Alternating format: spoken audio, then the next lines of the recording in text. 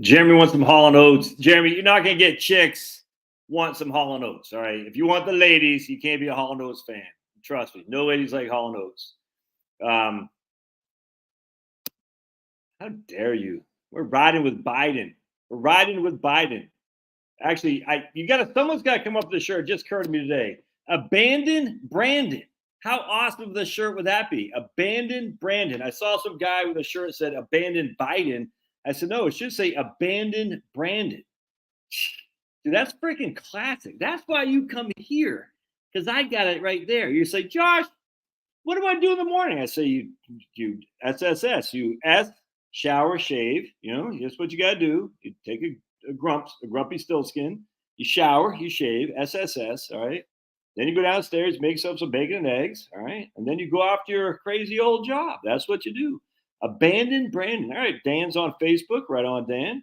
Appreciate it. All right. So we got, what's that? There we go. All right. Hall and Oates, man. Hall and Oates is just the worst. Watching you, private eyes. Oh, didn't they like have some massive breakup? Those guys. Oh, private eyes. Watching you. Oh, so bad. I mean, just so bad. Oh, Pulverize says, blast on Peter Gabriel. Oh. Andrew says, I saw Sniffy Joe's proposal. I knew there would be either a long video or a live stream. Yeah, we'll get in that here in a little bit, Andrew. We got to let for the people to come in, Andrew. Come on. Got to let the people to come in. Sweet. All right. And I'm betting on both. I'm comforted by the belief Congress will be divided if for some reason he steals it.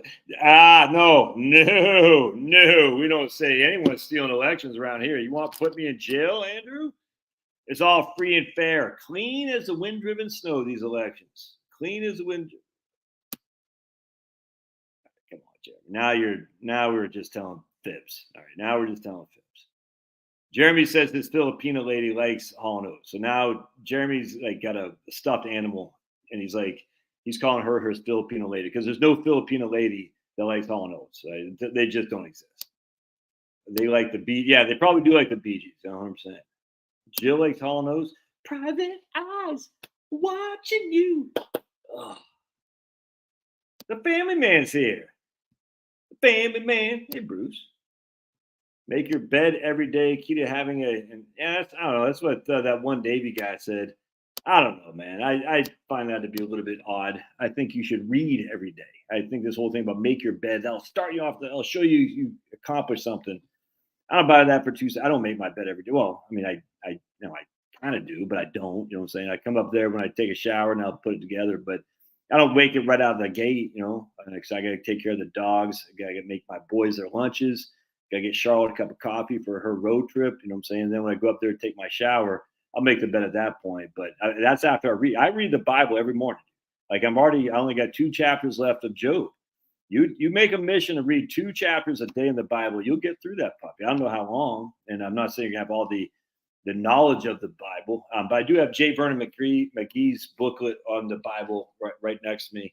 He goes through it, and I like that to kind of read what J. Vernon McGee talks about as well. You know what I'm saying? Because it just gives you some backstory that you're like, that you might have missed. I tell you, man, that book of Job, I don't know if y'all ever read that, but man, there's some serious good stuff in there. Serious good stuff in there. I think, what did I post today? That I was like, what the? So Job is talking to these 4 guys. There's 3 friends and another young guy comes along, Elihu, and they're all just kind of like Job, blah, blah, blah. And Job's like, blah, blah, blah. And they're all like, blah, blah, blah, blah. And all of a sudden, out of nowhere, God speaks, like God.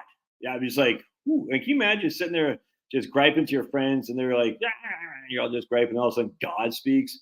I mean, that's kind of creepy. All right, so what did I post today about old Job there? Private eyes watching you. Let's see here. Did I post anything about that? I thought I did. No.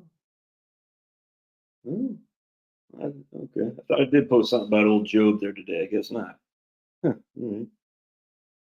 All right. Well, anyway,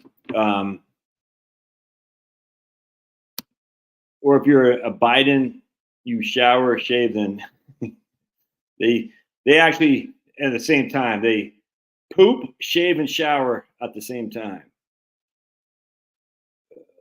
Kyle says next to be Roth accounts to be taxed. She's a rich girl and she's going too far, but you know it doesn't matter anyway. You can rely on your old man's money. You can rely on your old man's money. Harry's in the house. Oh yeah, no, the books. Esther was Esther with Mordecai, Esther, and all kinds of good stuff in there. Look, it's interesting actually. Sometimes you take a look at what the KJV says, KJV relative to the NIV. There's definitely some differences in there, and I find it. I don't want to get into it. My mom was wanting to buy an annuity. How do I tell her it's a good investment or not? How do you tell if it's good? It depends on what kind of annuity it is. If it's a fixed annuity, we know it's got a fixed interest rate, and there's no more, no less. And that's either a good investment or it's bad. It depends on what she needs. If it's a variable annuity, it depends on what kind of riders she gets to make it worthwhile for the fees you pay. If it's an income annuity, which I'm a big fan of, generally speaking, they're paying about 6.5% distribution yield right now. Can I say that's good or not? I don't know. It depends on the circumstance, but that's a big. It's capital gains and the step up in basis, which shocked me actually. I was shocked to see that. It's DOA, but I was shocked there. Mark Steffen, right on. There's Dan, Kevin, Josh. There knows a song for someone. That's right. Moonbase Alpha here. We went to the moon. We're baby boomers. We got grit. We went to the moon. It's weird. You lost the telemetry data. Yeah. Okay. Interesting. Lots of telemetry data. And we've lost the technology, and it's too difficult to rebuild. 50 years goes by, and we still haven't been back. Yet every other place human beings have gone, they've gone further to develop it and to take the assets from that place, except for the moon. It's kind of strange. Very odd there. Huh. Kind of crazy. 50 years goes by. The technology is too difficult to build. And then some NASA guys say, we have a difficulty going through the, what the hell is it called, man? The, John Blank. I can't remember the atmosphere has this radiation. I can't remember what it's called. It was like, yeah, we've never been through the radiation. What the hell is that thing called? You guys know what I'm talking about. I can't remember the guy's name. The radiation.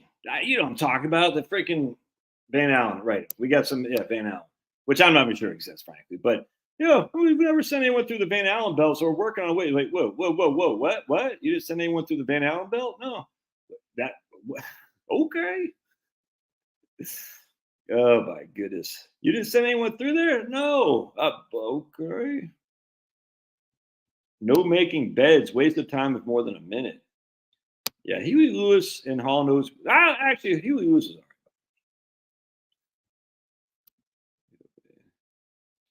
We went to the moon. The first Motley Crue album was freaking fantastic. Too Fast for Love. That was killer. The second one, Shout of the Devil, was pretty good. Shout of the Devil. And then after that, they just sucked. Kind of like Metallica. The first two Metallica albums were good. After that, they just sucked. Yeah, you got to read, man. So I'm drinking this. They had these on sale at Costco. Pellegrino's, and because it sounds Italian, it sounds fancy. These actually are pretty good. Dark Morello cherry and pomegranate. So top the morning to you.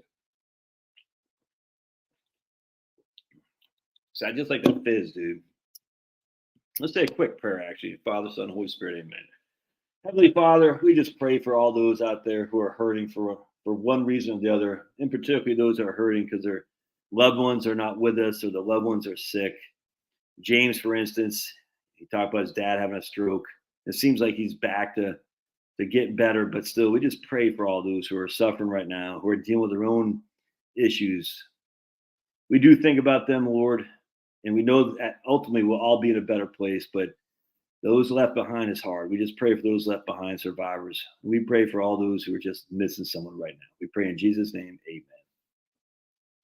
Yeah, you see the comments. You'll see like this one lady posted like her mom had a aneurysm, had to go to a long-term care facility. It's just, you just hear these things. It just sucks, dude. Like it just sucks. I mean, we had I told you this like back right before Christmas. One of my wife's high school friends who lives down here, her daughter got struck by a drunk driver, dead, and it's just like, man, it's just remember those, you know what I'm saying? Because there's nothing you can do about it, but the power of prayer, man, it's absolutely legit, and that's, I mean, you don't have to believe that. That's okay. People, I don't believe in God. God believes in you. Yeah, so there's Celtic Spirit. He reads 20 minutes a day, meditate 10 days, and exercise 20 minutes every day. To get a Job, read your Bible. Yeah, get a Job, read 100%. Get a Job. We know Josh has dated some man eaters. She's a man eater. I forgot about that Hall Notes too. Damn, they had a lot of stuff, didn't they? I'm a man eater. Hey, Marie's in the house. You gotta love J. Vernon McGee. Yeah, dude, this stuff freaking crushes. Pooping while you shower and shave is the most efficient way to do it. That's just, I'd rather not think about what's running around Pulverizer's feet while he's in the shower. It was just like dropping bombs down there. Figurative bombs, YouTube bot. Figurative bombs. Pulverize like, you're like, oh. That's why you need to get a filter in your water supply, because you don't want to have Pulverizer's freaking, let's just say his leftovers coming in your freaking water supply. Not only do we not want fluoride, we don't want Pulverizer stuff down there. That's just, oh my goodness. Dan said, or Drew God says, Josh, you have me take a positive look at retirement early. All right, right on, man. That's right on, Drew. Look, man, the numbers are the numbers, Drew. I mean, either they work or they don't. And but if you actually run the numbers, you'll find they work more often than they don't, in my opinion. That's just a fact. And one of the reasons is because if you actually look at real Social Security numbers, not what they show you in your statement from when you're like, I'm 53 now. My statement for Social Security, while it's nice, isn't anywhere near what my real Social Security benefit is going to be. And I cannot believe how many people make this mistake. They say, I'm only going to get $2,700 a month in Social Security. And yet if I invest, all this, I'll have $1 million in my savings account. Well, one is being inflated with a rate of return. The investments, the Social Security, you haven't inflated that. You're using today's numbers. And it's a huge, I used to make this mistake too. And I can't remember how it was a while. It wasn't, I mean, I've been in the business for a while until someone said, nah, dude, you're making a mistake. They're not going to get $2,700 a month in Social Security. They're going to get a whole lot more. And when I heard that, it's like, oh, the Social Security isn't that bad after all. You know what I'm saying? It's just not. Yeah. I don't think Joe Biden has, I don't think they want to, I don't think they have, I just think they want to retain power, 100%. Yeah. Matthew, Mark, Luke, and John. All right. So remember, Matthew is basically Mark plus more, if that makes sense. Busy. Yeah, Harry, what's going on there, man? Running a backup generator now? Yeah, dude. Stay safe out there, brother. Yeah, those people in Nebraska, oh, man, they're getting crushed. Eesh. Oh, man. Yeah, if you're Biden, you shower with your daughter. Yeah, what I'm saying. It's a Van Allen radiation belt, Marie. So what happens? This guy, Dr. Van Allen, had sent a Geiger counter essentially into the atmosphere to see what the radiation levels were. And this is literally, I don't know if anyone's done it since. I don't know. So ever since then, we had this Van Allen radiation belt to contend with. And I'm not even sure that. I mean, this is like in the 50s. And I don't know what they've done ever since. I just, at some point, it just gets boring to follow this stuff. But, and as such, they had to make plans to how do human beings escape the massive amount of radiation levels going through the Van Allen radiation belt. And then you hear all these different, oh, we did this. You're like, well, that's not what actually the NASA documents say. And, what happens is you start going down these rabbit holes, you just waste a lot of time. And just got to say at the end of the day, I mean, it's fun to do, but it does take, I never forget this lady, born again bride, and I've said this a million times, but I was really going down these rabbit holes because I actually enjoy it. I hate being lied to more than anything. I hate being lied to. I hate it. Just don't lie. You can tell me anything, just don't lie. You know what I'm saying? Because why do people lie? Drives me up the wall.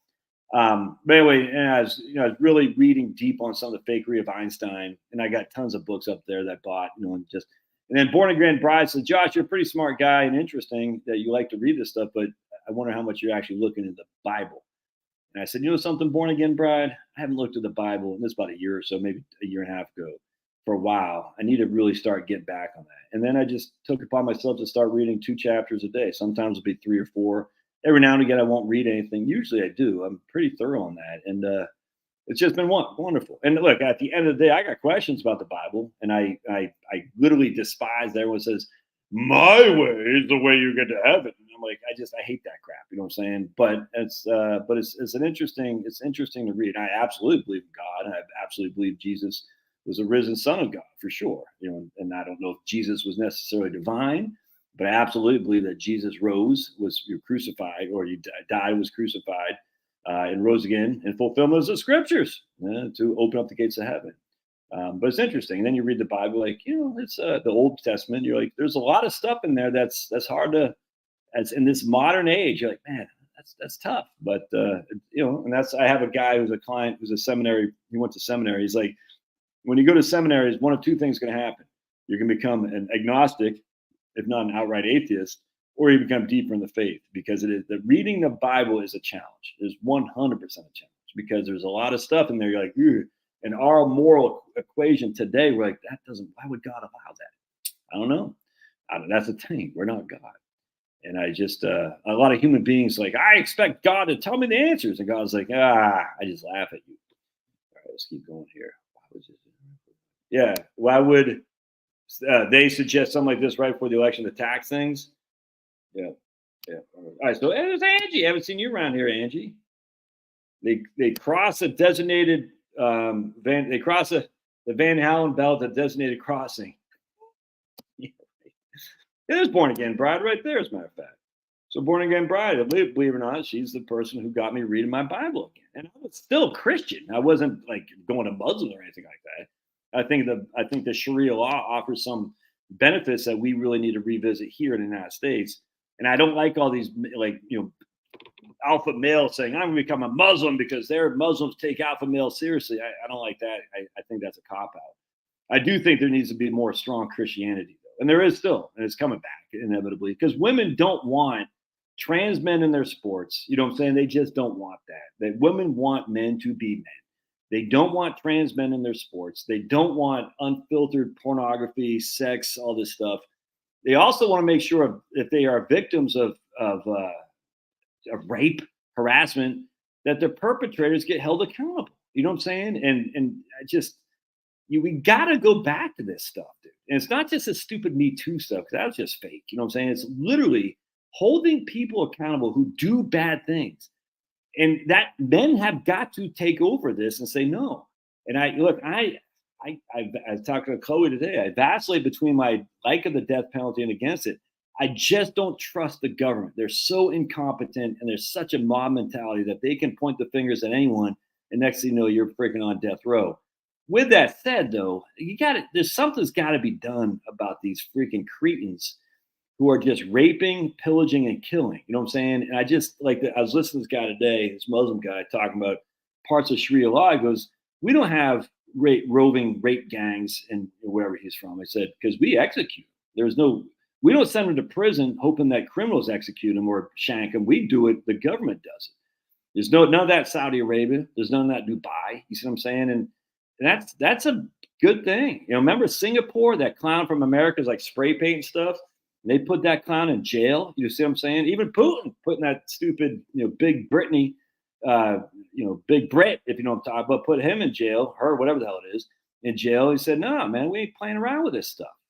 And we need to have a culture that says, if we have rules, man, and if you violate the rules, you're going to spend time in prison, or you're going to be riding the lightning if you have massive amounts of negativity when it comes to rules. And I tell you, this is the thing, like men and I think they're coming around. Ultimately, I think a lot of men are starting to see the insanity of what's happening, and they're going to start, again, reasserting dominance. They need to.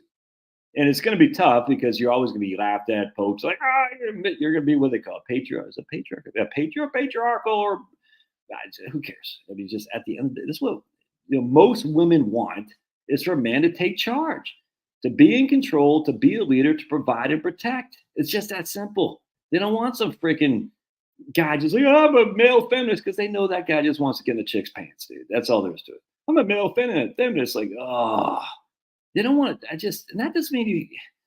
Yeah, it's crazy. Anyway. All right, so let's look at what we got. I did pass my GIAC Security Essentials exam last Wednesday.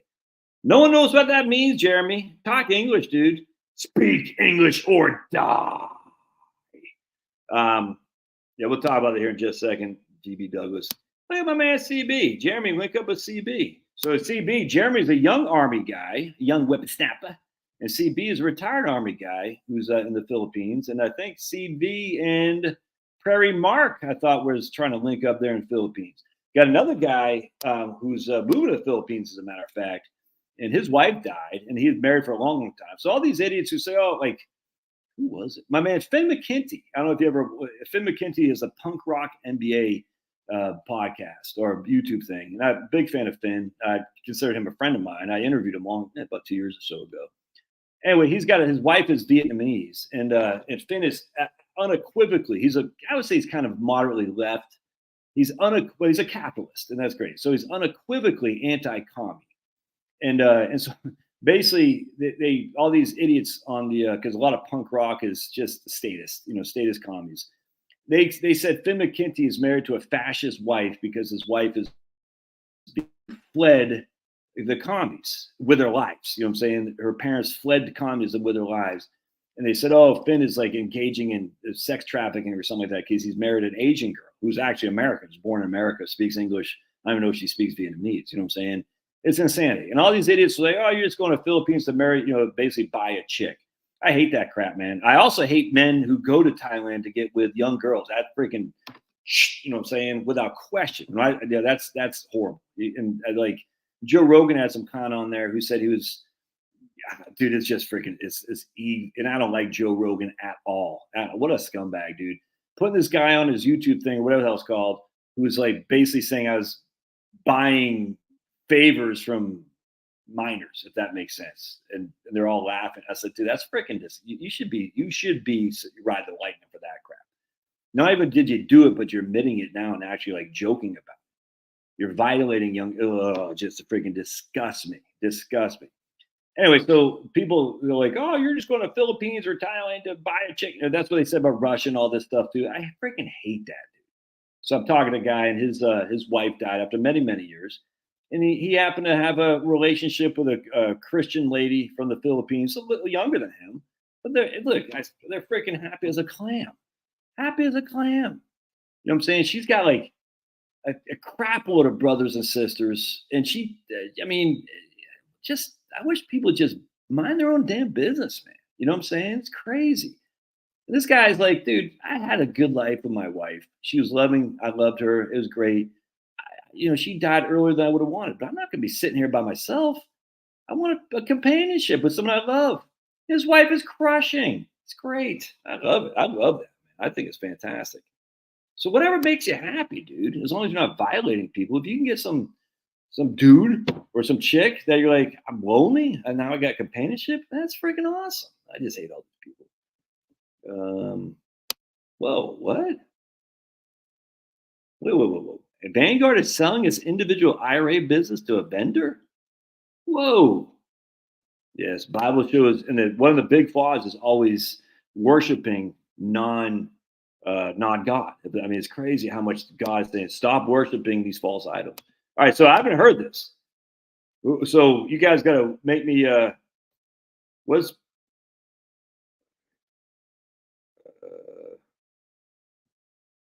I ever make plans for people? Yeah, absolutely, all the time. What was that here? Vanguard selling. All right, so here's Jeremy again. Acronyms, Jeremy. Acronyms. The GIAC Security Essentials is an IT firm. Jeremy, didn't I tell you, like when I was first on the Army? Yikes. Sirens are going off now. All right, man. God bless you, Harry. Oh, man. We're praying for you, brother. Everybody make sure you say a prayer for these guys in the Midwest. Those tornadoes are no joke. Keep us in the loop, man. So Vanguard is selling some individual accounts, SEPs. I haven't heard that. That doesn't sound good. That doesn't sound good. America's toast. Get the hell out while you still can. So here's Mark. Yeah, how dare you, Denise?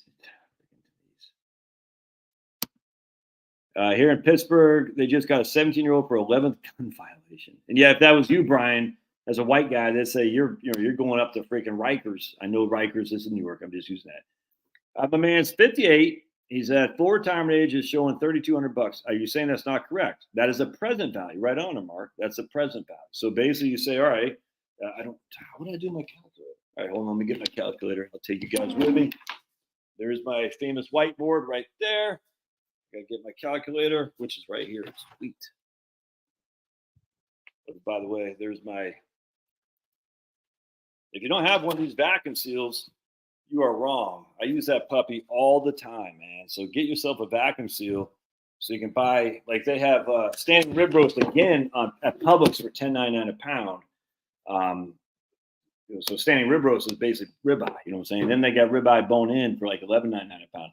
I actually don't like bone in, but standing rib roast is $10.99 a pound. You slice it up, you got 3 steaks for $45 or something like that. And you freaking just vacuum seal that, throw it in the freezer right there. It's the way to go. And like Publix had $3.99 on ground beef at Publix. Obviously Costco too, but you buy up in bulk and you just vacuum seal it. And I got my little weigh, so I have my little thing for I weigh like 1.5 pounds of ground beef, or a pound, sometimes 2. So I'll kind of mix and match and put that sucker in that freezer. And the nice thing is, if the electricity goes out, I got enough like ice in there to keep it cold for a while. So we got enough. Hold on a sec. I also got an ice box upstairs, which is very well insulated up in the garage. And you throw like a blanket over that and just don't open it up. But and I got a bunch of ice. Like, so what you want is just going back to electricity being out. You want to have like those 5 to 10 pound thing of ice. You just put in your freezer, man. It's that way it takes up space. And if the electricity goes out, that will still provide you, especially if it's insulated, that'll keep your stuff colder for a longer time, for sure. And then you just run an inverter generator, easy to do. I mean, just your car engine is a generator, essentially, as long as you have an inverter. I'm not going to get too deep in that. I've done videos on that. But, and then you can keep your freaking, and your food frozen for a long time, as long as you got gas in your car. All right. So my man says, hey, I'm 58. So in 9 years, Marky Mark and the Get Fresh crew is $3,200 a month, present value, 9 years. I'm gonna say 2.4% is your adjustment for inflation. That'll be worth $39.61 a month there, Marky Mark. 30. So basically, just say 4,000. It'll be worth. If you quit earlier, that might be worth less. It depends on if you go to SSA.gov, you can actually see if I never work again, what will it be? But because that right there is saying if you work until you're 67 years old. All right. So if you quit today, they're probably worth, maybe $2,900 in today's numbers.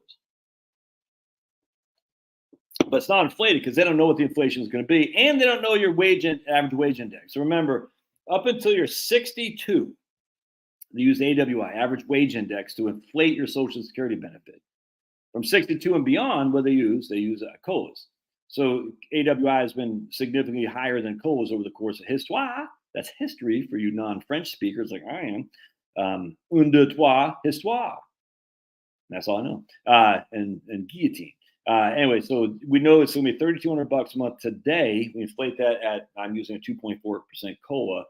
But with average wage index, average more than 2.4 is probably worth more than that. But anyway, either way, let's just say we just keep that $3,200 a month. I just showed you it's going to be about $4,000 a month in future dollars.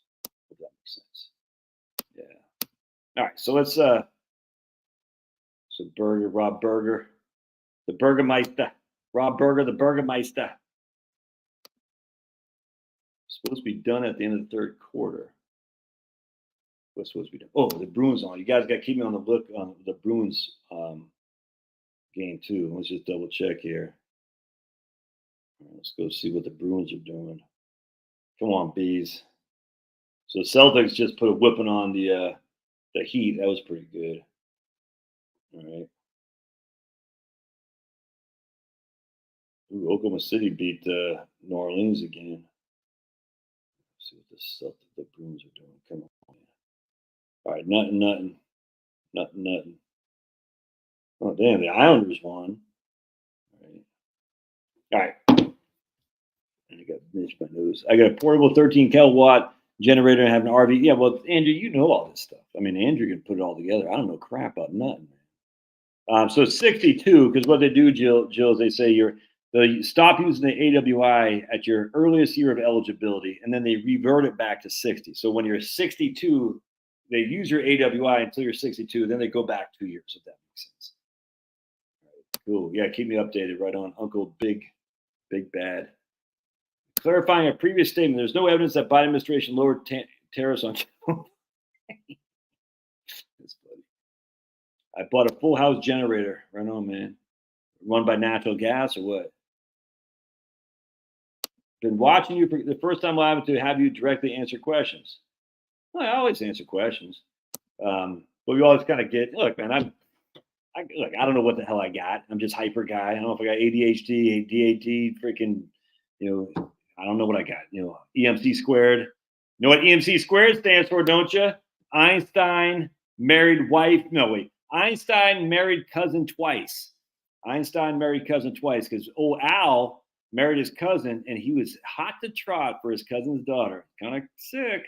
All right, here's Celtic Spirit. Itch my nose, all the cocaine. I rolled all my Roth IRAs, so I hope not. They did sell my variable annuity to Transamerica. Yeah, no, I remember what Vanguard did then. That was weird. Vacuum sealer and Ninja. Yeah, dude. Yeah, I love that. All right. Vitamin's going to come after natural gas. There's John. Oh, my man, John. 9 working days till I retire. Look at John crushing. We'll take Social Security in August when I turn. Man, John's 70 years old, dude. And he looks like he's 95. Skeletor. But Jack. Remember Jack Skeletor? Skeletor with Jack. Freaking crushing John. Look at John's kicking ass. All right. Yeah, so you guys know stuff that I don't know. All right, but I do know we can talk about the tax. So let's look at Forbes. So people, because I looked at the Fox News one, I know it's but Fox News, blah, blah, blah. So let's look at what Forbes said. All right, because this is nuts, dude. Look at Sniffy Joe. Look at Joe Manchin. Look at freaking Chucky Schumer. Forgot that guy's name. I don't know who those idiots are. They're all idiots. I can't stand these people. They're such liars. So who wrote this? Andrew Leahy. All right. Oh, he's a podcaster, writer, tax and technology attorney. All right. Biden's capital gain proposal of 44.6 comes with caveats and asterisks. So he's obviously trying to defend Biden. Forbes isn't the same Forbes as it used to be. I just want you to know this. This isn't the same Steve Forbes's or Malcolm Forbes's. They've gone. Man, the O'Sullivan Law. If it's not explicitly right wing, it will become left wing over time. Forbes is 100% proof positive of that, as is National Review of all things, because O'Sullivan was the publisher of National Review. National Review has gone left wing. Now, they're not fully left wing, but they're definitely not MAGA country. That's for damn sure. As such, they're kind of left wing. If you did not support Trump in 2016, inherently you supported Hillary. If you supported Hillary, you were left wing. That's all there is to it. Forbes isn't the Forbes that you grew up with. I just want to point that out. So I don't know what happens to these magazines, but actually, I don't know this to be true, but it's I think people pay to get on Forbes, like they pay to get articles written in Forbes, so they can say I write for Forbes. I don't know that to be true. I've seen some real crap articles written in Forbes though, and when you would never see that back in the old days. You know what I'm saying? In the old days, you had Ken Fisher. You had there's another guy, a Bond guy, Gary. I forgot that guy's name, Gary something. They just had some strong writers in the old Forbes.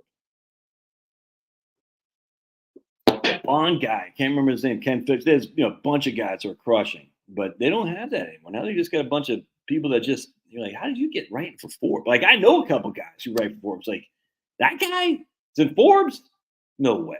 Anyway, so there's Sniffy sniffing. He's looking for some little girl to sniff.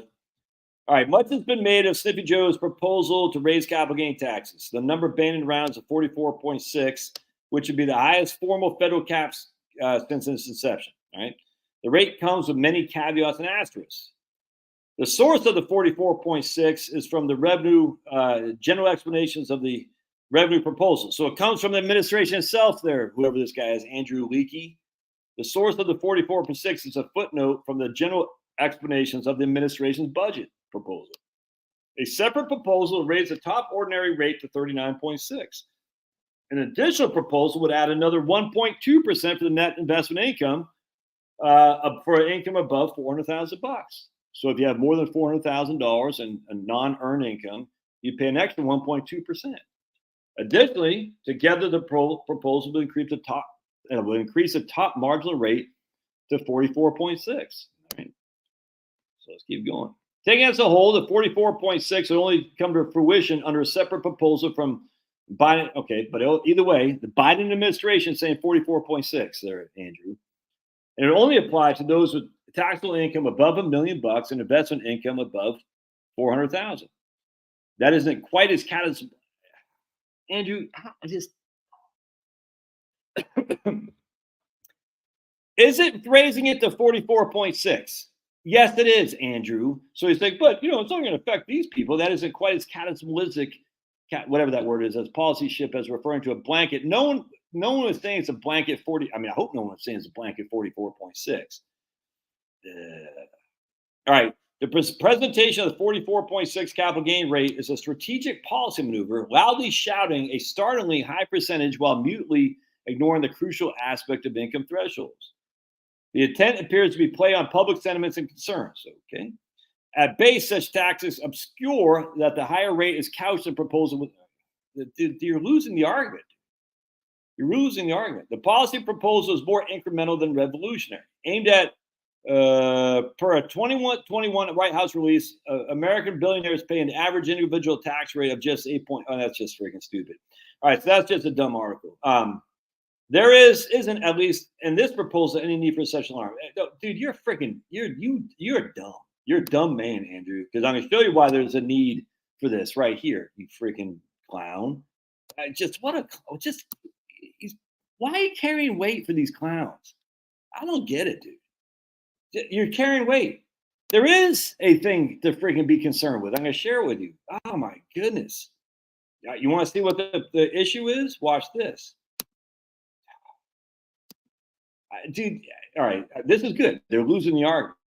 So the Republicans need to run with this argument. I mean, because people don't want to hear this, that they're going to raise the taxes. But Biden proposed it. All right, so here's from Fox. Post from Fox. These are really dangerous proposals, says American for Tax Reform.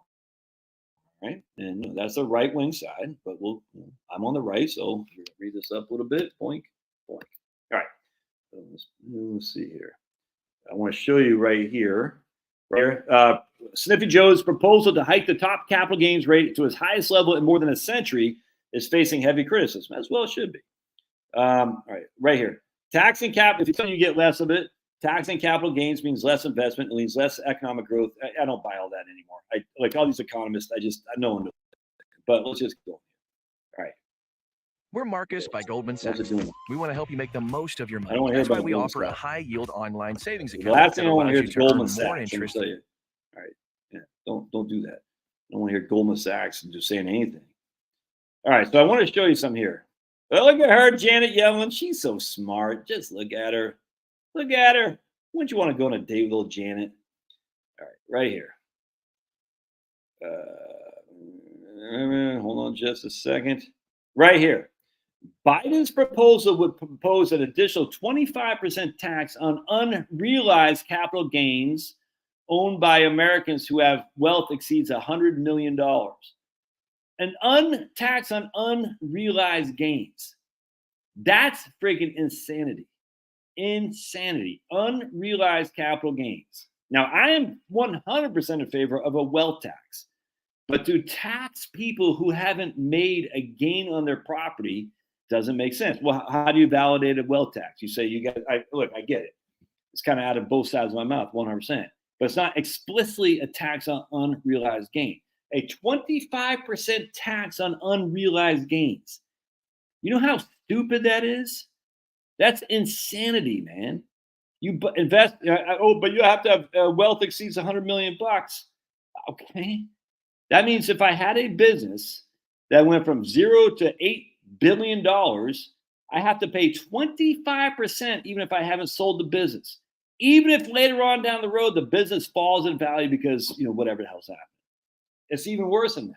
Yeah, and this guy right here says the idea that this is somehow going to raise trillions upon trillions of dollars is based on the notion that people will respond by not responding. Exactly. In other words, I won't actually change my behavior when faced with these higher tax rates. But it's even worse than that. There was something else in here too. I want to show you here. Right there. Hold on a second. Where was it? There's something else in here too. I was like, dude, it was on. Why can't I find it? Hold on a second. There's something else. I was like, damn. Business are able to provide their workers with tools. We're going to tax them and get less of it. So they put the tax further. There's something on inheritance. American dreams, highest proposed capital gains tax. Pair with high state, the group of small, yes, small business owners overall new tax or substantial capital gains. Oh, man, I thought I saw something on the. Let me stop sharing. There's something on the. One sec.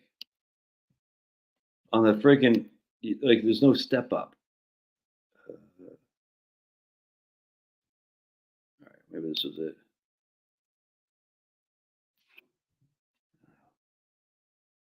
There was like no step up on transferring to inherit. Let me just type inheritance.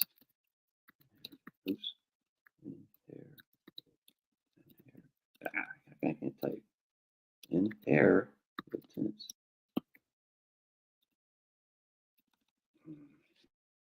Anyway, something about the step up in basis that was gone.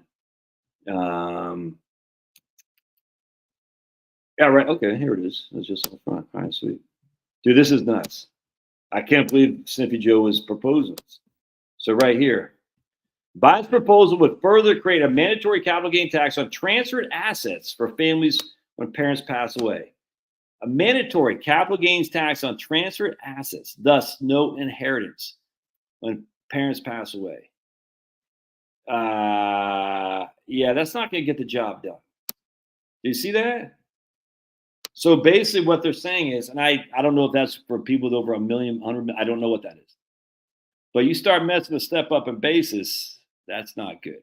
Look, if it was me, I've always argued. I said, I have no problem with wealth tax, none whatsoever. Elon Musk, without question, he was a beneficiary of government largesse. 100, and Jeff Bezos, 100% he was too. I mean, the guy, Twitter, all that stuff was CIA, FBI created. Elon Musk was getting major government money without question. I mean, even Robert Kraft, all these guys, I got no qualm with the wealth tax. And Robert Kraft was a clown. I mean, let's just put it this way. All of a sudden, out of nowhere, he's not going to give Columbia University any money, whereas all their anti-white propaganda for freaking decades, he didn't say crap. Yeah, watch out who you think is all of a sudden your friends, man. All of a sudden your friends is weird out. Where were you guys during the George Floyd stuff? What were you saying about white people during then there, Robert Kraft? Huh? But all of a sudden you're like, oh my goodness, blah, blah, blah. Yeah. Watch out who suddenly you're siding with. You're like, yeah, I don't like these anti-freaking Israel clowns any more than you do. But where were the people all of a sudden like now supposedly on my side when the George Floyd stuff was coming on? Were they going after the Duke Lacrosse guys, for instance? Were they going after that guy from Lexington, Kentucky or Covington, Kentucky? Nick, whatever that guy's name, Nick Sandman or something like that. I just want to know. Where were they when white people were under attack? Oh, they're nowhere to be found. If anything, they're protesting against white people. You know what I'm saying? Where were they when Oberlin College was being accused of not Oberlin because they're scumbags, but the little bakery in Oberlin College was accused of being racism? Where was the Robert Krafts of the world then? You see what I'm saying? It's just all fake. Who's the other guy that said, I'm going to stop donating money? Another big hedge fund manager. I can't remember. Anyway, I got no problem with making some of these guys pay up a little bit because they've been beneficiaries of lots of government stuff without question. Without question, man. I mean, they put these politicians in their pocket and they get paid. So having a little bit of wealth tax doesn't bother me at all. And I also have no problem with taxing qualified dividends and qualified dividends, long-term capital gains as ordinary income with certain people who make a certain amount of money. No problem. Nope. I have no problem with that at all. As long as the proceeds are used to go to Social Security. And that's where the Republicans, my goodness, it's like it's totally the Washington Generals. What the Republicans need to do is say, hey, You know, Sniffy Joe wants to raise taxes on ordinary Americans, small business owners. We don't want to do that, but there are some people who benefited from the government giving them a hand to create their businesses. We want to tax a little bit more from them and put into Social Security, and we'll give Social Security a benefit increase. You got to take care. I've been saying this for years. You got to take care of your base. The base of the Republican Party isn't these rich hedge fund managers. They're not.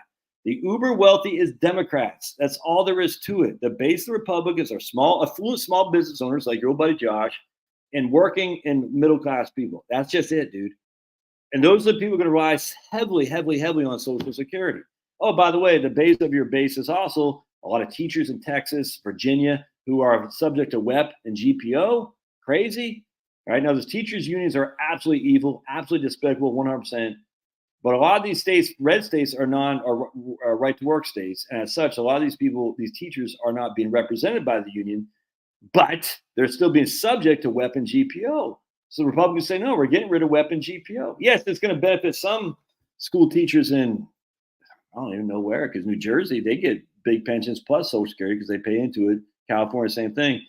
You're basically hurting your own base with promoting WEP and GPO. And this is why Republicans just drive me insane. The Democrats are good at helping their base. The Republicans, we want school vouchers. It's great. Opportunity zones for urban areas. You don't have any voters down there. I know, but it's good. It's good. It's good policy. Yeah, it's not good politics. Politics are what drive good policy. Good policy doesn't drive politics. You got to win, you freaking fools. And you win by offering people stuff that your base wants to hear. So insane. Anyway, so it's mind-boggling. It's just insane. So anyway, what you do is you say, no, this is what we want to do, and we want this to fund Social Security. Because Republicans could slam Sniffy Joe saying he wants to get rid of step up in basis. And let them defend it. Let them defend it. So Sniffy Joe wants you to have to pay tax on the transfer of your house at your death to your children. That's what you say. Getting rid of the step up in basis. If I'm doing the cycling or whatever it's called, let me know, because it looks like I might not be. I don't know. What's the thing? If I'm cycling also, something like that. Yeah, 100%. Like kind of 100%, man. 100%. You say we're going to make sure that we're not going to have we're going to keep the step up in basis, so that way when you die, your kids can get your house tax free, a capital gain tax free, just like current law. Unless Sniffy Joe said that's not my proposal, once they have to defend the proposal, they lose. How do people? This is what the Democrats are so good at. You said they lose, and you say no, and I'm all favor wealth tax. We're going to tax what I say, 1/2, 1%, 50. Was it 25 basis points? I can't remember what I said, but 25 basis points on all wealth for all billionaires, to include Donald Trump. 25 basis points. We're going to use that for a fund to fund Social Security. Then we're going to make long-term capital gains and qualified dividends subject to ordinary income taxes for anyone who makes more than $100 million or whatever it is, $1 million. I don't care. I literally don't care. We're going to use that money to fund Social Security. So that's good politics. And then we're going to raise the Social Security. And we're also going to increase the payroll tax by 50 basis points too, because you got to have some skin in the game. That's good politics, 100%.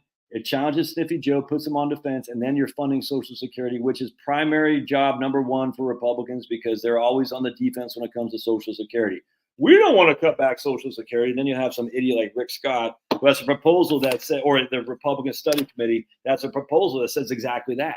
We want to cut Social Security. You're like, oh my goodness, you guys are so stupid. And they're going to propose that in an election year. And Kristi Noem's going to propose killing her dog in an election year. No, she's gone. You can't have a freaking vice president killing her dog. Y'all see that with stupid Kristi Noem? Oh, what an idiot. Like, dude, you don't have that. So you want to make sure that we retain the step up in basis. And this is such a good economic education for people who don't know.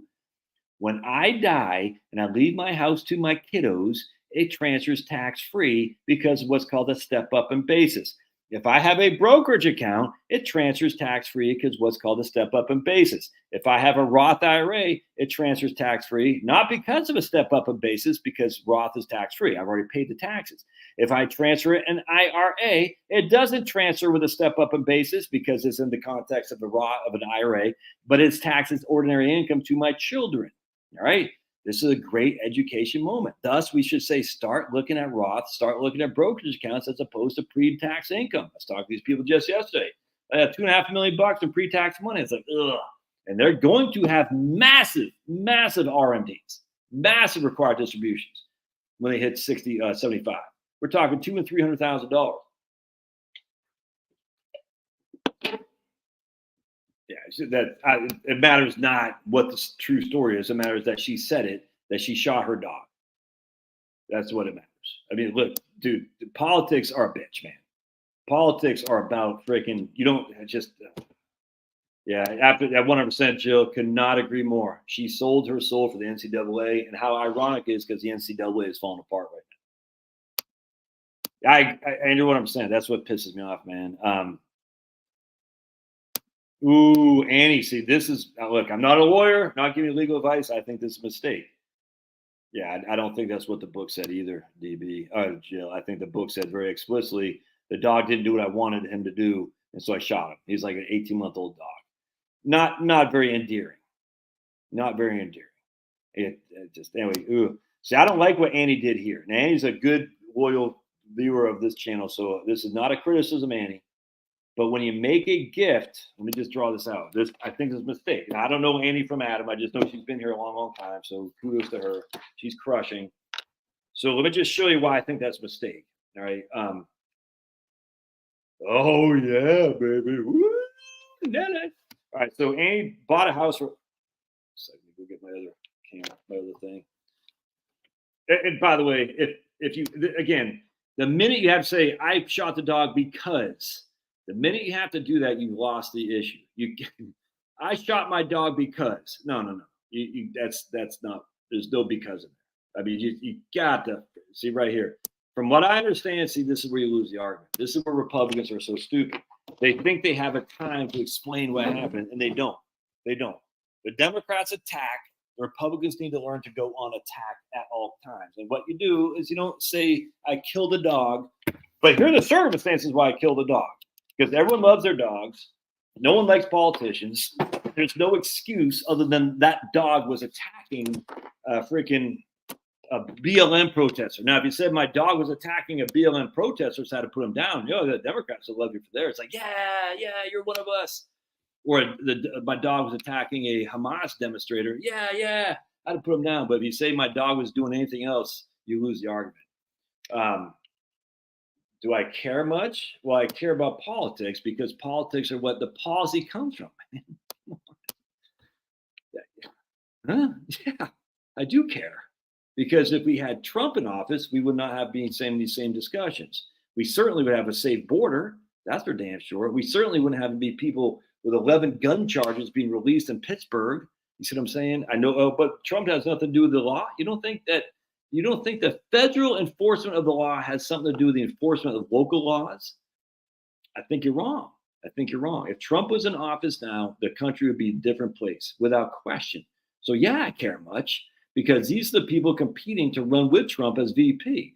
And if we have an idiot like Kristi Noem, exactly. That's what I read too. No, Liam's not at prom. Cav went to prom last weekend. Liam's only a sophomore. All right. So this is idiotic, William. So people would rather, what? This isn't binary. People would rather vote for open borders than someone who shot a dog. But that doesn't make any sense. Huh? Come on, William. Think. I wonder if I could vote for someone who wants to stop the borders and vote for someone who didn't shoot their dog. I wonder if I could do that. Huh? It's a very binary. I have to vote for open borders or I have to vote for someone who shoots a dog. No, you don't have to do that. And then with Kristi Noem's stupidity or collapsing for the trans stuff, then we just know she's not long for the VP because she'll sell out. Did we not see Mike Pence? What happened to that guy? Folded like a cheap suit, man. No, I don't want this guy for VP. He hasn't been around long. I'll take Flynn too. Right on, Jill, because Flynn he's got the metal to do it. He got railroaded, and I want someone to go in there and kick ass. No, Mike Flynn is not a bad choice, 100%. No, of course, Snippy Joe didn't know what the hell's going on. He's sniffy. He just wants to sniff little girls and shower with them. All right. So anyway, let's go back to what Annie did.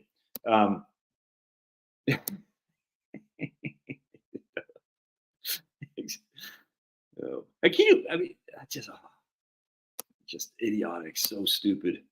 I don't think so either. I don't think so. I don't think Kristi Noem has any place. I mean, she's great job in South Dakota. I don't think she has a lot of street credit for the Republican Party. I mean, she's pretty, she sounds good, but I don't think I think she's too much of a Sarah Palin kind of type, which is sad in a way. But there's too much of that. And I like Sarah. I mean, I freaking voted for her. I didn't vote for McCain, but at the end of the day, there's too much the Sarah Palin-ish with Kristi Noem, and so Trump's got one shot at this, and no one's voting for the VP anyway. I tell you that they're voting for Trump, but at the end of the day, Trump's got to get in there. Someone's going to kick butts and take names, dude. Kick butts and take names, and that's all we need. We need someone to go in there and say, "I ain't stopping it until the bad guys are sitting in Fort Leavenworth." All right, so here's Annie. She bought a house for $100K, we'll just say, and now it's worth $500K. She didn't sell it. I don't know what she did. I'm making that up. All right, so she has $400,000 of unrealized gains. Unrealized means she hasn't sold it to realize. All right, this is a house. The same thing can be for an investment portfolio too, outside of an IRA. No Vivek. No Vivek. What I'm saying. Not a senator. She'd be a congressman. She didn't run for Senate, dude. She ran for House. And Senator William. Nope.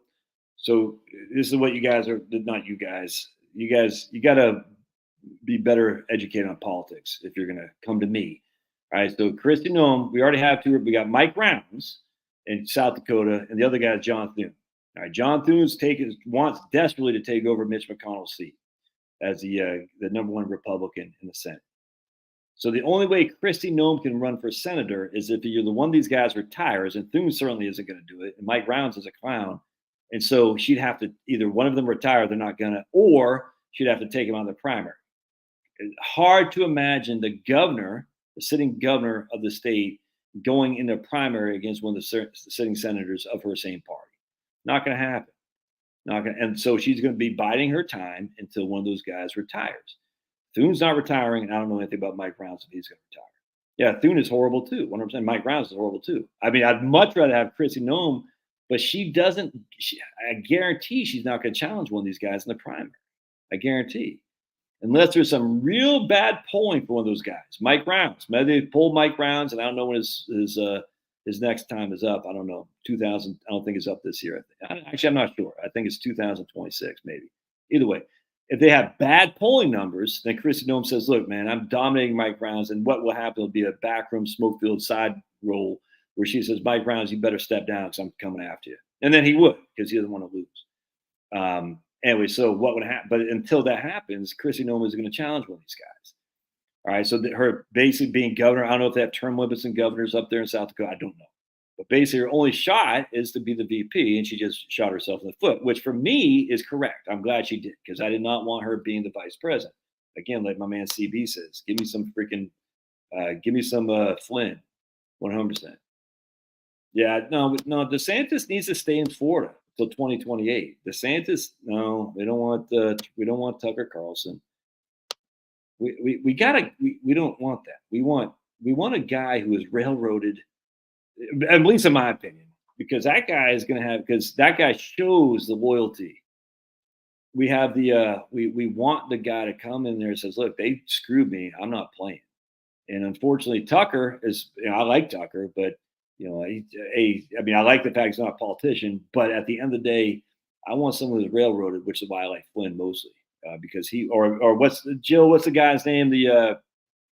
Peter, the guy you emailed about who does a Substack economically, who's in jail right now. That guy, I forgot his name. You know what I'm talking about. But we need to. Why would Republicans move to Russia? We like it here. We like it in the United States. You know what I'm talking about. Anyway, so she has 400,000 of unrealized gain. All right. So what happens is. Navarro, that's what it was. Yeah, Navarro. That guy crushes. Yeah. All right. So if Annie, if she gave this house to her daughter, put her daughter on the deed, in that case, they're basically joint owners. That means half of this unrealized gain would be subject to capital gain tax upon Annie's demise if her daughter sells the house. All right? Half, because half would be her daughter's and half would be Annie's. Now, actually, let me back up and explain how this works first. So if Annie dies and leaves this to her daughter, we'll say Chrissy no. Annie's the mom of Chrissy no.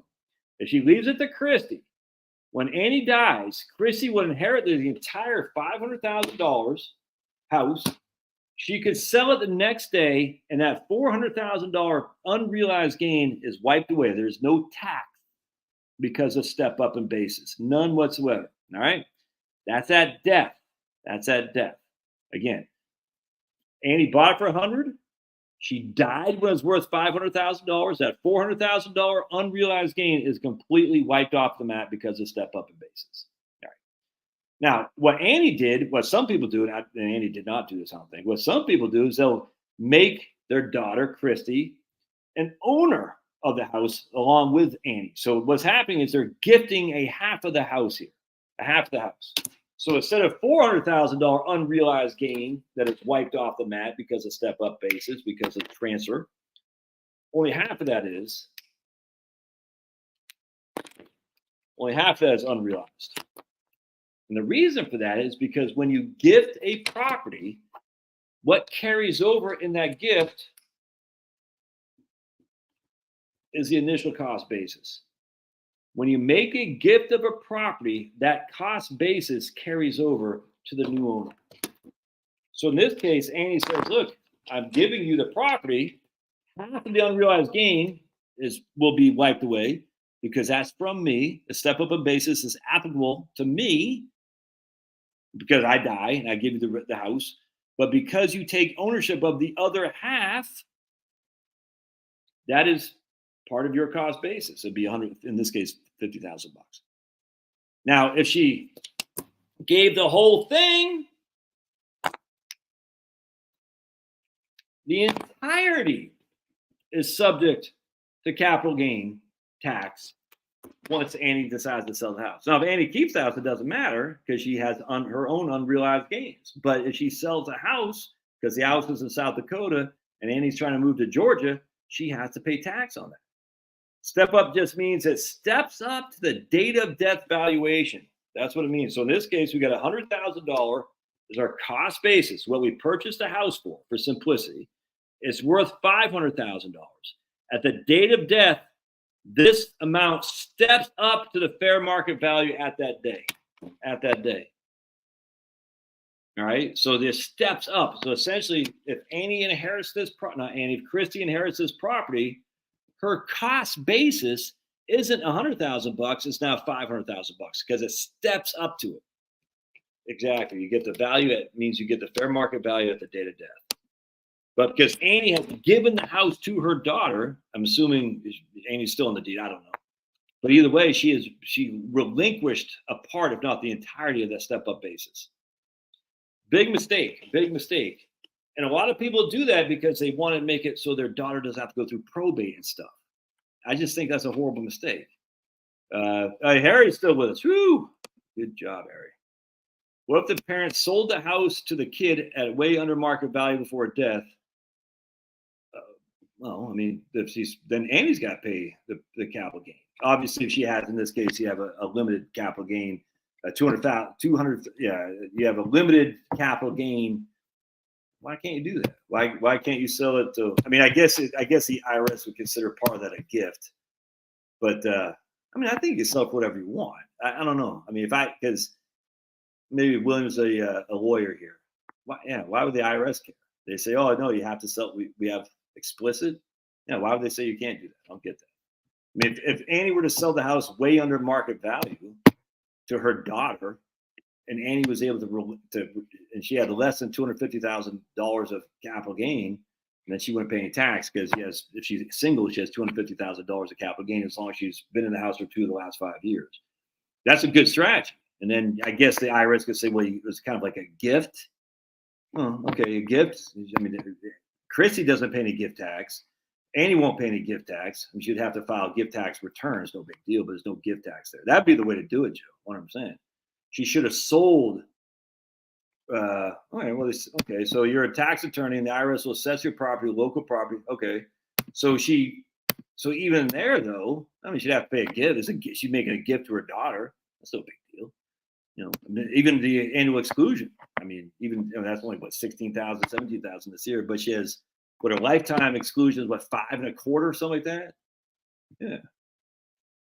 I mean, you could totally.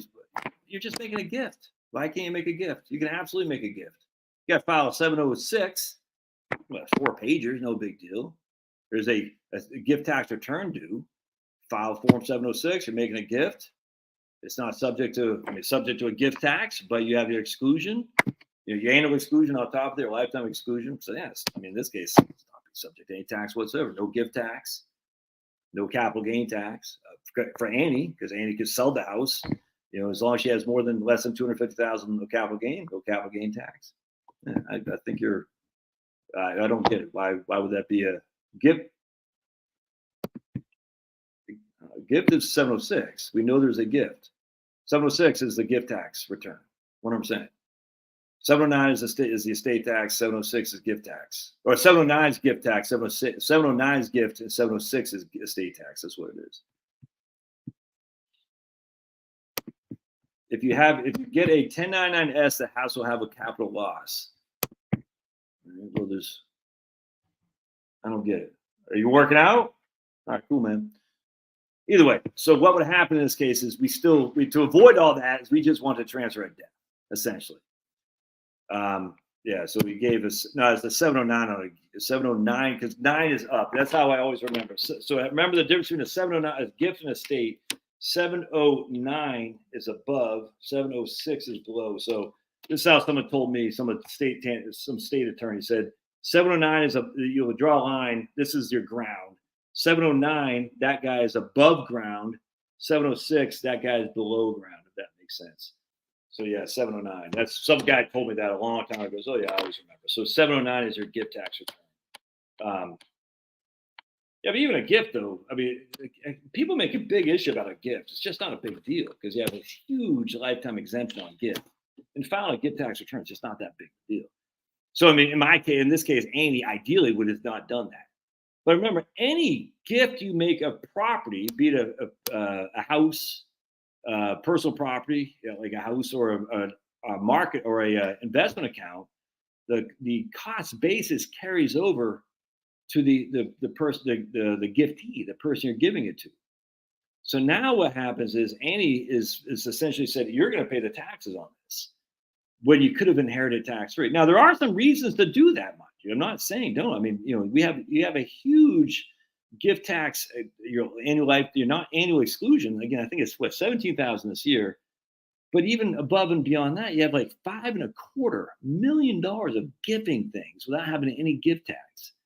So it's a significant amount of money, all right? But still, the cost basis carries over, all right? So in this case, Christy, if she were to sell the house, she would have to pay capital gains tax on it, the difference between the cost basis and what you could sell it for.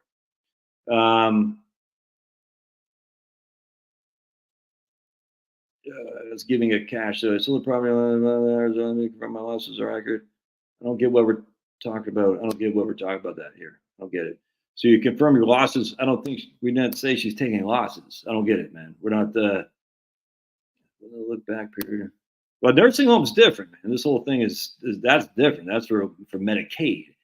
And the nursing home stuff is your state that has the look back. So some states, and it's been a while, but I remember West Virginia, because West Virginia is a very poor state, and a significant portion of their budget goes to Medicaid. So they have like a 10-year look back. 10 years, crazy. New York State, the second biggest budget item is Medicaid as well, which is why Andrew the Killer Cuomo put all those people in nursing homes, because he's like, I don't want to pay for these people. You see what I'm saying? That's a big deal, man. Hey, let's freaking silent cow. What the hell, dude? Ooh, give me an update on the Bruins. Let's take a look here. Let's take a look. Come on, bees. I bet they're down 2-0. Let's take a look. Oh, they're up 1-0. Come on, baby. All right, come on, bees. Yeah, 10 years because, like I said, there's so Maine, a significant portion of Maine's budget, because where these old states are, Pennsylvania, where the old people reside, that's where all the Medicaid is. And as such, if you are trying to avoid to hide assets, you can qualify for Medicaid. The state says, "Hey, man, that's great, but guess what? Guess what? We're going to have to charge you because we're going to look back 7, if not 10 years." Are you doing okay? All right. All I'm saying is that if you purposely sell your home below market value, you are still liable for capital gains tax. All right.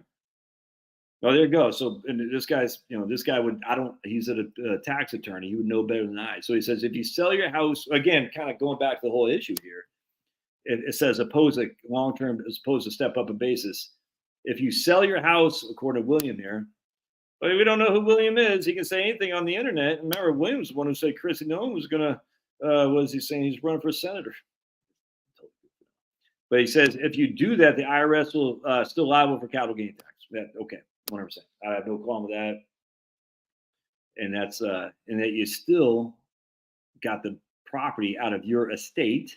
You got to pay some tax on it. I actually don't think that's a good idea to gift it anyway, frankly. I don't. But I'm not an attorney. That's why I always tell people, you got to talk to your own legal counsel. Don't listen to me. I didn't study any of this crap. I didn't study law. And a lot of estate planning attorneys I've spoken to over my career, and some don't know their butt from the hole in the ground. Some are actually quite good. In fact, if you're very interested, my man Martin, the Jewish guy Martin out of Parsippany, New Jersey. Dude, I can't believe I can't remember this guy's name. He's got a great website and YouTube channel. I don't know if it's a YouTube channel. I can't remember his name. There's Natalie Choate out of she was out of Boston. Martin something. Can't believe it. Anyway, a lot of good stuff in there. It's fun. I at the end of the day, you want specific guidance on this stuff for sure. And I'm not the guy to give you the guidance on. But you definitely want to talk to somebody. The problem is, how do you know if these guys know what they're talking about? I don't have an answer. Maybe William could say, how do you know who knows this stuff? I don't know. I'll never forget one time I was dealing with this guy who's a big money manager, Boston. Not gonna name the firm. A firm I was fond of, then I became not fond of. Now I'm back to being fond of again. Real nice guy, and he was having a sizable estate. So we're like, dude, we got to do something, get some of this money out of your estate because you're gonna get hammered. He lived in Massachusetts. Back then, Massachusetts only had a $1 million exclusion. And now it's got $2 million, but he had well above that. So if you die in Massachusetts, your kids are going to get hammered. Well, your estate will get hammered. We got to do some estate planning here. So his friend knew this estate planning attorney, and we got a conference call with this guy. And I just wanted to literally put my head in the grinder. I said, dude, can you just shut up and listen to this guy for a second? Not my client, the estate planning attorney. Like he's like trying to show how smart he was. I was like, not again, the estate planning attorney. It's just shut up, listen, because he just started going, we should do this, we should do that, we should do this, we should do that. I said, do you know if this guy even wants to do all that? Why don't you ask him what he's trying to do? You know what I'm saying? I was like, oh my god! And for like 30 minutes, this guy just rambled it on like we could do this. I was like, oh, and at the end of the conversation, when we're done, we hung up with the estate planning attorney. I said, so what'd you think? Because I got a lot to think about. I said, yeah, you do. I knew he was never going to do anything after that. Because I knew he was just so overwhelmed. He felt so stupid. And this is a pretty big money manager who's managing billions of dollars in money. And he felt by this estate planning attorney just like an idiot. And I don't know if he did anything after that. I was like, oh. I was trying to say, look, dude, you're in Massachusetts. You got $1 million estate tax exemption. That's it. And even worse with Massachusetts is this cliff. The minute you go over $1 million, it reverts back to the first penny. And it's just like, it's very frustrating. Everything blew except the hail. Blew over. Oh, man. I hope the hail's not damaging your roof.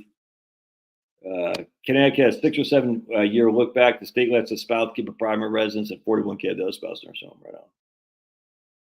There are other capital gains on trusts that pass on several years after the death of one spouse. You have to be careful. Yeah, 100%, dude. 100%. I can tell you, Chrissy Nolan is not as popular as before due to scandal with her daughter. What happened to their daughter? How do you save a lawyer from drowning? Oh boy. Yeah, Levin's Goldstein and Krastovsky. Is Martin cannabis? I think it's a 5-year. I don't know, man. All these states with older populations, man, those look backs are pretty significant. I can look up this guy's name. Marty, estate planning lawyer, and Martin estate plan. Right, I just had it right there. Martin. No, that's not it. Martin, estate planning attorney. This one's Parsippany, New Jersey. What was that guy's name, dude? Marty Myers. Not Marty Lieberman. Right here, Schenkman, Marty Schenkman. There he is. I'm going to show you this guy, Schenkman. All right, so here's old Marty Schenkman.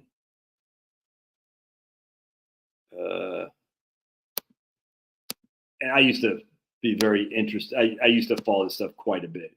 There he is, my man Marty Schenkman. Look at that guy. He's so handsome. So handsome. And he's got so much stuff on here. I tell you, I learned so much. I don't read this anymore. But Practical Planner, this stuff is so much stuff in here, man. It's nuts. It's nuts. This is how I learned about Gratz and all this stuff. And man, I think he's got these webinars crush.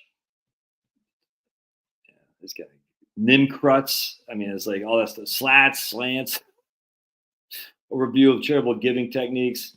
Marty kicks ass, dude. I mean, he's just at Heckerling. We used to have a bunch of people. I never went to Heckerling in Miami, who would come back when I was. This is why USA used to be so good. We would send these guys who weren't attorneys down to Heckerling, and they would come back and just educate us on what they learned down there. And it was USA. Literally, you could not find better financial planners than what we had at USA. We had these guys that were just, and I was part of it, man. It was just fantastic. You knew you were like among the elite financial planners, and it felt great. It did, because you're like, it was fun. It was the camaraderie was fantastic. Everyone's looking out to help each other, help the clients. You know what I'm saying? It's like we had Natalie Cho come, we had Kitsis come. Who else we had? A couple other guys come. It was Natalie Cho came a couple years. We had another guy. We had what's the guy's name from Kansas City?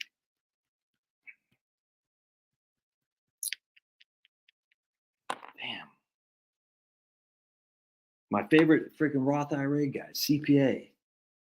Kendall? I don't think it's Kendall. Man, I can't remember. I was close with Christophe.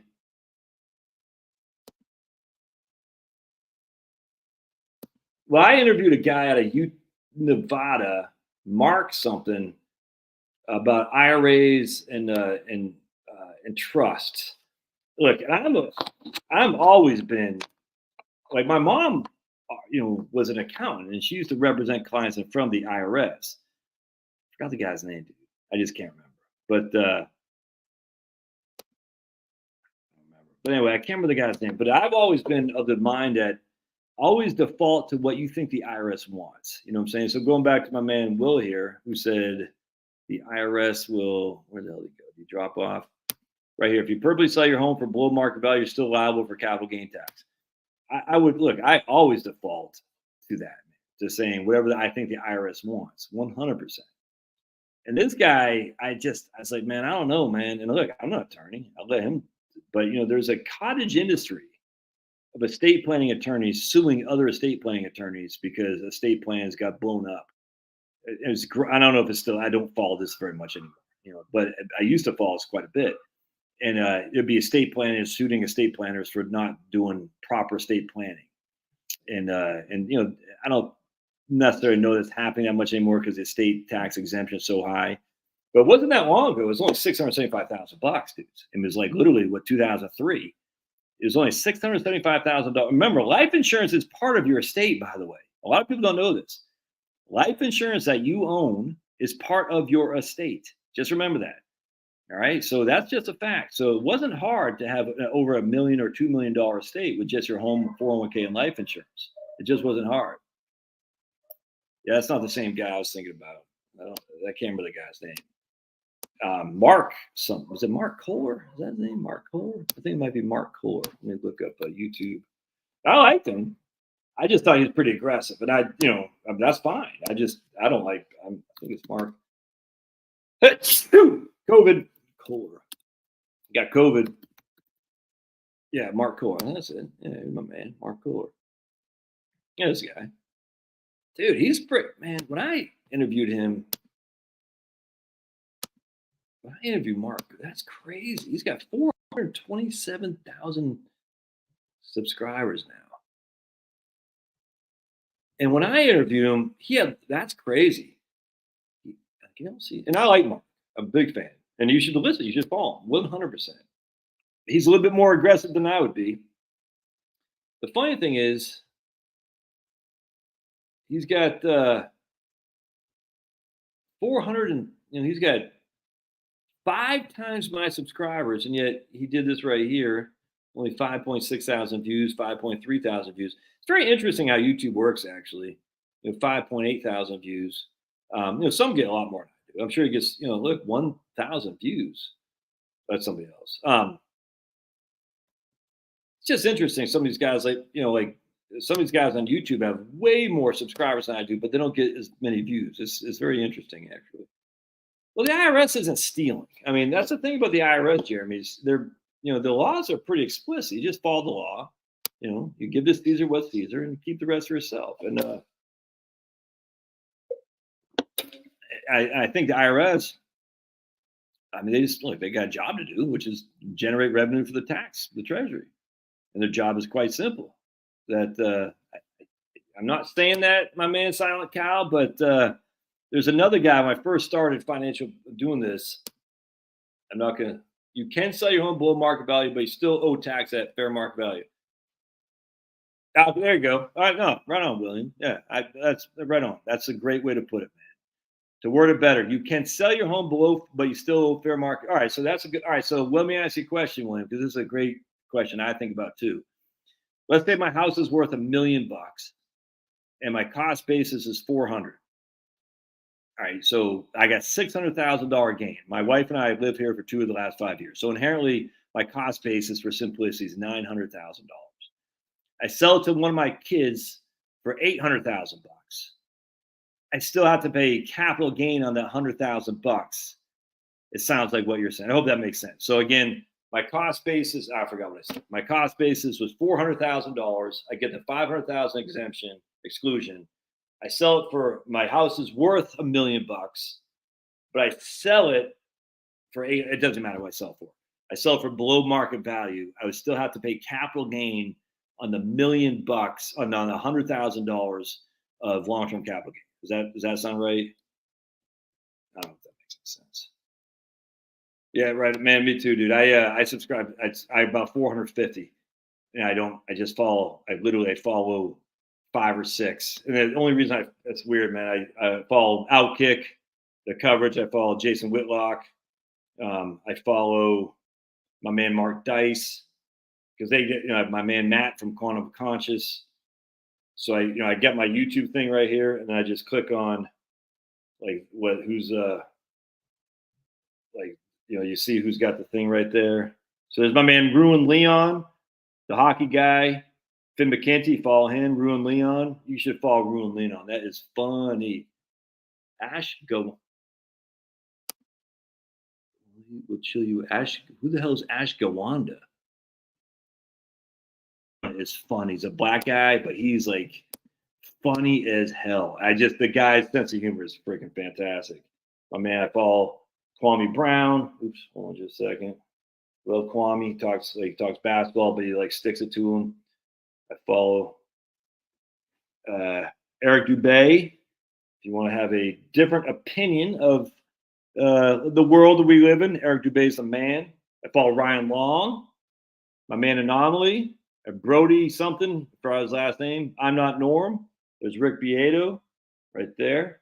There's Joe Kuhn. Look at Joe Kuhn crushing. Joe's the man. Who else I follow here? We got what was that? The hockey guy, called the hockey guy, John Levi, Scap Attack. He destroys NBA basketball. Jim Brewer, Level Earth, Officer Tatum, Punk Rock NBA. There's Richard Vague, Curb Stomp Radio, my man Len. And I follow all kinds of guys. Mind Shock. Witsit Gets It. Jennifer Daniels. Oh, that chick. That she freaking crushes. Jennifer Daniels, man. Discovering health through common sense, nature, and divine law. She's in Costa Rica. Scap Attack. Yeah, right on, man. I love Jennifer Daniels because she's in, there's my man Mark Ripito, Starting Strength. Quartering. Follow the Quarterling. Jericho Green.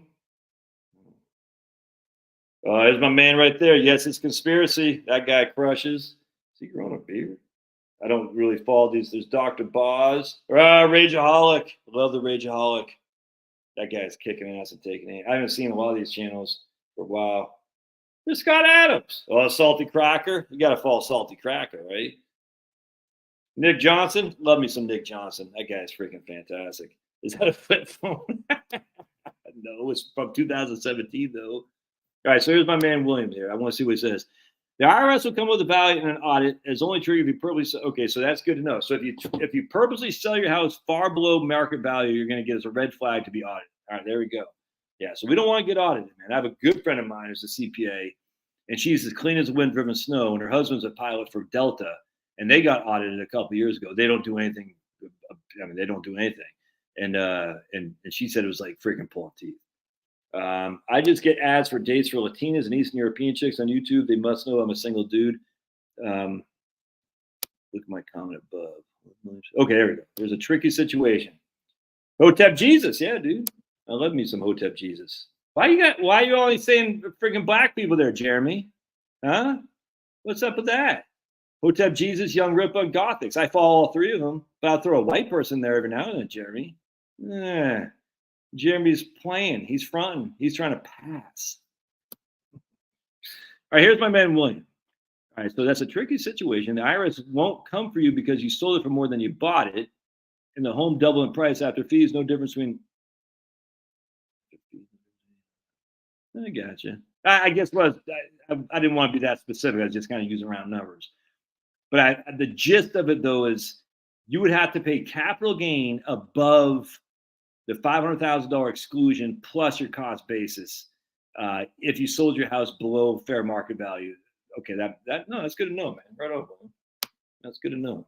So even though you're wrong about a lot of stuff, you're right about that. So good stuff. Look at Javier. Javier loves. What the hell would Javier love? What was Javier getting on me the other day, last time? Javier crushes, but he was what was he getting fired up about? Javier, what were you getting fired up about last time? I forgot. You're my YouTube DEI. I'm Jeremy's white affirmative action. 100%. That is funny. Yes, Denver beating Lakers. 11, yeah, Wild up by 11 there. Yeah, but the LA's up by 11. But they've been up every single game. Isn't that crazy? All right, so here we go. If your home is worth $1.5 million, you sell for $800,000, and you bought for $3 million, the IRS will come. Okay, there you go. Right on. All right, so that we don't want the IRS coming after us. So, point being is, if you're trying to get the house, I'm not an attorney. I would have a hard time saying you should gift your house away. His channel is underrated. Whose channel? Oh, I thought you were joking. Martin Goldberg. Who the hell is that? Minnesota Crime. It's the beauty and fashion ladies that have it going on. Yeah, 100% they get done. Well, because they're chicks. 100%. Like, what's her name? Laura Chen or something like that? Smoking hot lady. She's pretty rabble right wing, which I love. I had to watch it. But I was on my Facebook page this morning. I was like, who the hell are these people I'm friends with? Like, just young, hot Asian chicks. Like, why am I friends with these people? I don't know who these people are. How did I become? I don't remember clicking on be friends or anything like that. I was like, what the hell? So I started deleting them. So there's no way I'm friends with young, hot Asian chicks on Facebook. No way. You know what I'm saying? It's like, I don't know how we became friends. I think freaking Zuckerberg just puts them on there. And as I said on my Facebook page, if you friend me and you're like in a freaking bikini or something like that, I got no friends who should be in bikinis. Just FYI, none whatsoever. I got no friends who are trying to friend me in bikinis who are younger than my daughter. None whatsoever. You know, I don't want to look at those people. I have no friendships with those people whatsoever. I was like, yeah, I don't know who you are. You know what I'm saying? Hell no. And then so I don't know how these ladies do it on YouTube though, with all these freaking snide comments. Like, there's a chick, like an Amazon commercial I came across, a pretty smoking hot girl, by the way. And I was like, man, the Amazon, the comments are gonna be bad. They weren't that bad. I think Amazon did a good job of deleting them. But there's a couple comments in there. It's like, dude, you can look at a pretty girl without like saying anything. You know what I'm saying? You can just look, say, I appreciate a pretty lady. But you don't have to say anything. You just put it in your head. Keep it in your head. It's crazy. LeBron, he's a man. He's a goat. There's a guy on YouTube, Devontae Mack, is on YouTube, on Facebook.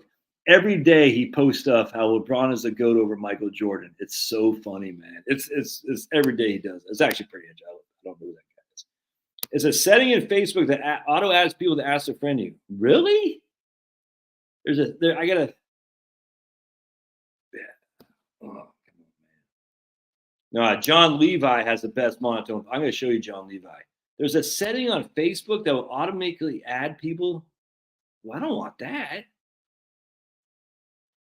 So you want to hear you want to hear an auto? I'll show my man John Levi's channel. John, this guy crushes. I can't. I mean, it's hard to listen to because he's so calm and collected. I'm like, dude, John, you're gonna put me to sleep. He has great stuff though, man. It's fun. I very much enjoy listening to him. All right, so here we got. Yeah, so here's John Levi. Hydroelectric dams, elephant in the room. This is great. Old world discoveries, another brick in the wall. So let's check out John here for a second. Oh wait, I'm on the wrong. So I thought that. Yeah, see right here. So here's a hot chick. I don't know why that's. I mean, that's a commercial. I don't want. I gotta hold on a second. I gotta switch accounts here. I mean, I tell my wife if she wants me to get views, I gotta show.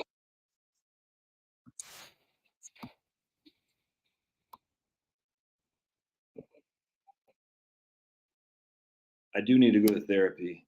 It's called therapy away from you, lady. My goodness, I don't want you to be my therapist. Here comes John Levi.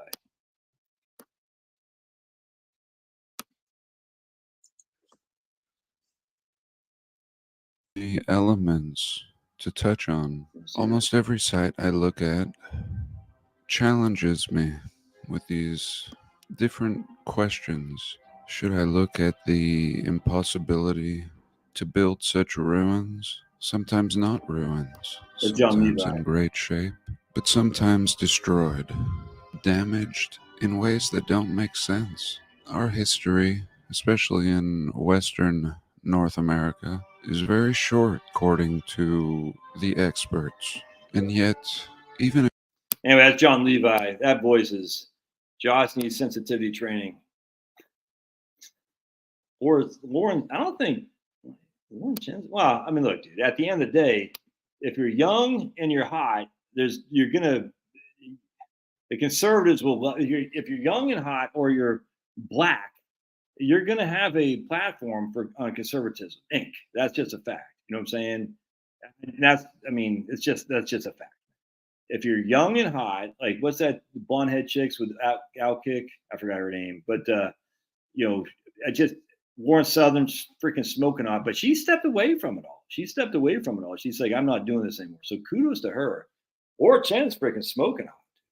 And it seems like though she's righteous because she's not, on the Daily Wire or anything like that. She's, kind of on the conspiracy side of things, which I like. Emerald Robinson, she's freaking smoking hot, and she's not conservative think either. So there's some pretty based, if you will, conspiracy guys that are smoking hot for sure. But some of these other guys are just grifters. I mean, that's just a fact. I don't think Lauren Southern's a grifter. I mean, because she, she stepped away from it. But I don't follow it that much, to be honest with you guys. At the end of the day, I've come to peace with Big Brother. You know what I'm saying? I listen to Owen Benjamin every day. So Owen Benjamin gives me inspiration because literally he was banned from everything. His wife owned a Airbnb in Saranac, New York. Hundreds of 5-star ratings because Owen Benjamin challenged, not genetic, like chopping off parts for young people. He got banned from everything, PayPal, Patreon, all that, and they kicked his wife off Airbnb. And he just was recently allowed back on Twitter, which is fantastic. So that Pearl chick is a grifter. Brett Cooper's a dude. Boomers want to be told they're not ready. Yeah, 100%, man. Yeah, that's freaking John Levi, though. Conservative, 100%, dude. Conservative Inc. is totally, Ben Shapiro, my goodness. I don't know who Pearl is. I'm not sure who that is. It's probably just as well. All right. The average conservative view, they are more afraid to be wasted. 100%. Javier.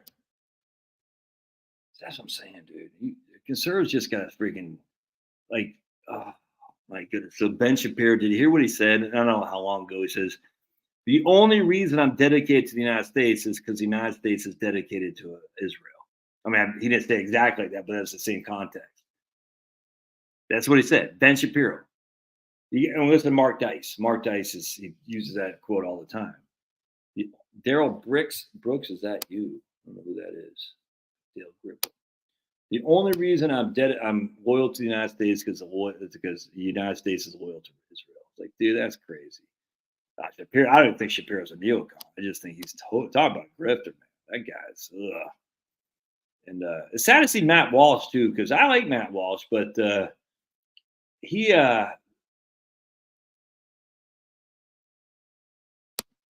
I'm not red pill anymore. What was the other word? Black pill? Or I just don't really.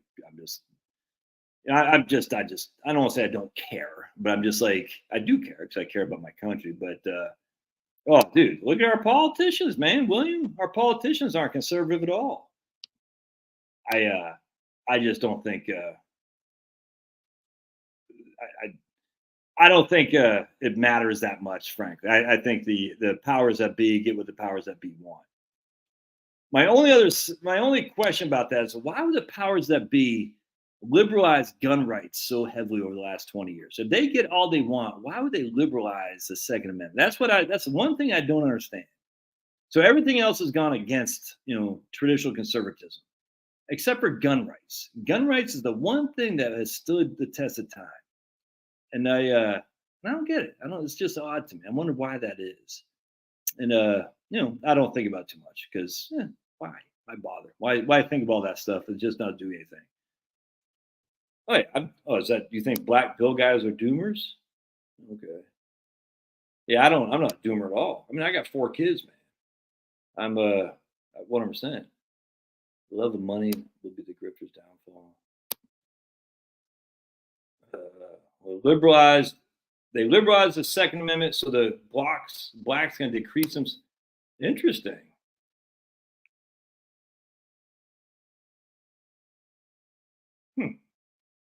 Yeah, but were the gangbangers actually following the Second Amendment?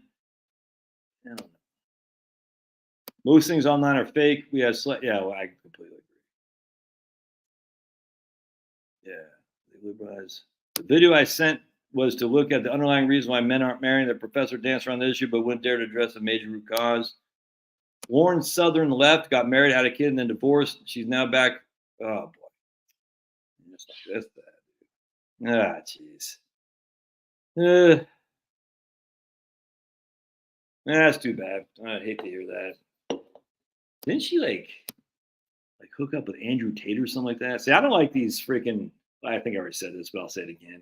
Like this, you got to be like a Muslim to be tough around here. I don't like that at all. A lot of, I don't buy that for 2 seconds. I'm not at all anti-Muslim, not in the least. But the idea that like Muslims have the knowledge that we don't have, I'm just like, come on. I find the rich guy who's an Atlanta Hawks son who's funding all these crazy left-wing protesters. Apparently, he converted to Islam. And dude, if that gets you on the straight and narrow with the good Lord, more power to you. But I don't think it does. I think you're doing it like a lot of these guys as a protest. You're going to convert to protest. So basically, you're going to convert to Allah. Allah, who's remember, Allah is just an Arabic term for God. That's it. You can convert to Islam so you can show the West that you're serious about not being Western. It's not. I find that silly. I do. Yeah, you do whatever the hell you want. I don't care. But a lot of these guys who convert, I think they do it. It's kind of like the same like these feminists. Not the feminists. Who was I thinking about today? I forgot. Someone's like, oh, this there's a band, Bring Me the Horizon, I think, that my man Finn McKenty was talking about, this metal band. They said, we want Jesus to come back so we can kill that mofo again. And all these Christians are getting riled up, and rightly so, but it's like, and this is an atheist band. I say, Christians, you got to understand, if these guys are truly atheist, they wouldn't have anything to say about you. They just don't care. You see what I'm saying? It's like, I don't care about the WNBA. I literally don't. I don't care what happens to Caitlin Collins, whatever that chick's name is, or Angie Reese, whatever. I just don't care. I mean, I think it's silly, but whatever. I'm not going to sit there and make all these, sayings about the WNBA when I just don't care. If you don't care about God, you're certainly not going to sit there and say all these anti-God things, if that makes sense. That makes no sense at all. So the reason they say that is to try to show how they don't care about God, but in their heart, mind's eye, they still do. And I don't know what gynocentric means. That was gynocentric. I don't get that, but I don't know what that means. Is that like women stuff? What's a 304? That was Jordan Peterson's daughter that hooked. Did she really? Oh, dude. Nah. I don't know what gynocentric means.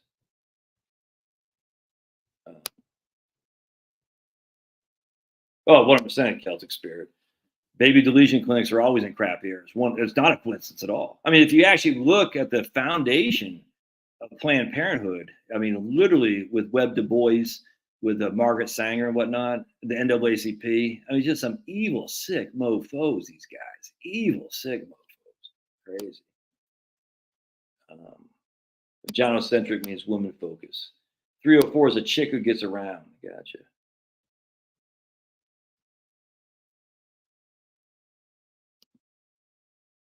It was Peggy. Yeah. Didn't that crazy guy from Jordan Peterson? Oh, jeez. Anyway, didn't that guy get the 304 on my calculator, flip it upside down? The crazy black guy who said he was queer. Oh, got it. You guys are all the cool kids.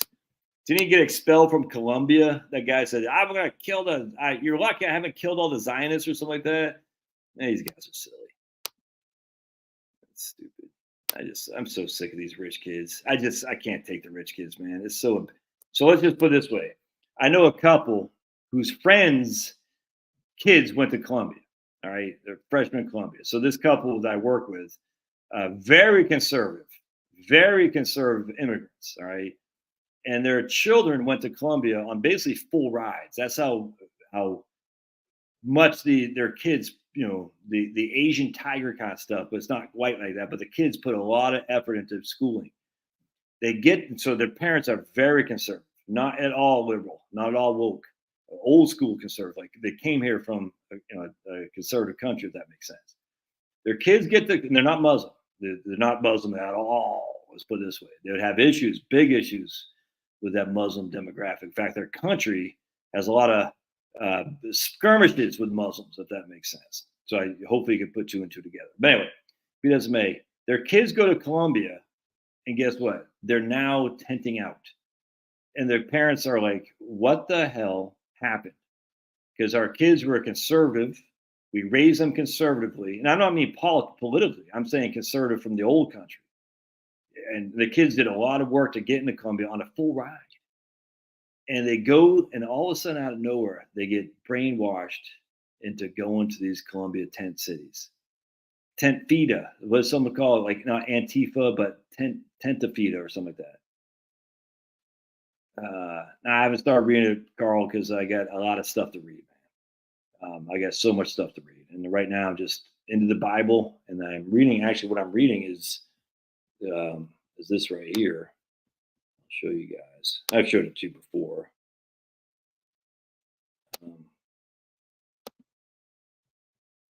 This book, RIA book. This 730 pages from not Bill Bangin. What's his name? William Sharp. So I'm reading this. Every time I read it, I get an idea to do a video, and then I get another idea, and then what happens is I print off all these various links that I want to share, to read about. How dare you, Jill? Jill's getting drunk over there. Jill, you drunk? I've seen Jill drunk. Don't worry about that. Peggy, don't worry about those college students. They're going to be a problem until it hurts the Democrats, and then they won't be a problem anymore. Are you noticing now that they're trying to say, so you know it's a problem for the Democrats now, because now they're starting to round them up saying, these are not students, these are agitators, outside agitators. So obviously there's a polling coming out there. People are getting pissed and Democrats aren't doing enough. So now they're starting to round them up. And so what's happening is, well, what happened to BLM? How come those weren't outside agitators? You see what I'm saying? So I wouldn't worry about it in the least. Now, what's going to happen is Chicago is where the Democrat convention is going to be. That's going to be a lot of fun. It'll be a lot of fun. All right. Giselle was cheating on Tom Brady. And Tom Brady. You think he's all right? Javier, who is not a grifter? I like that Aaron Clary guy. He's pretty interesting. I find him kind of interesting. Yeah, I find him. I don't watch him all that much. Carl or Pooping sent him to me. I don't think he's a grifter. Yeah, I don't think he's a grifter. I don't. Maybe I don't watch that much of his videos, but the ones I've watched, I've enjoyed. Yeah, Javier just needs to tell us who is not a grifter. Pretty soon, Javier is going to say, I'm a grifter. I am. You should give me super chats. How dare you, Javier? How dare you? Many of the Antifa and BLM, like the rest of, yeah, but they're good point, Jeremy. Good point. But they're trying to say they're students. They're not students, but a lot of these people are students for sure. And they all should get expelled. They all should get expelled.